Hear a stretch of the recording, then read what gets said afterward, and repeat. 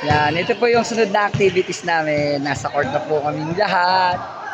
Yan, ito po yung part 2 ng aming activities yan. May basketball, may tennis, yan, sack race. Yan. Second po ng aming activities sa loob ng church. Hi po mga kapadrins. Yan, nandiyan po kaming lahat. Dito rin po yung aking baby at yung aking may bahay. Yan, nasa na sila?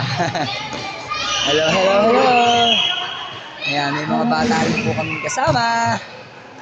Kasama po sila sa activities. Ayun, ang aking baby. Yan po ang aking baby na si Aaron Jr. at ang kanyang mama. Hello. Hey, hi Kay. Hi. Hi. Mga kadets, ang harap.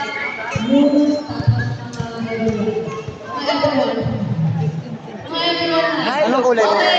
Green. Ayan na po sila.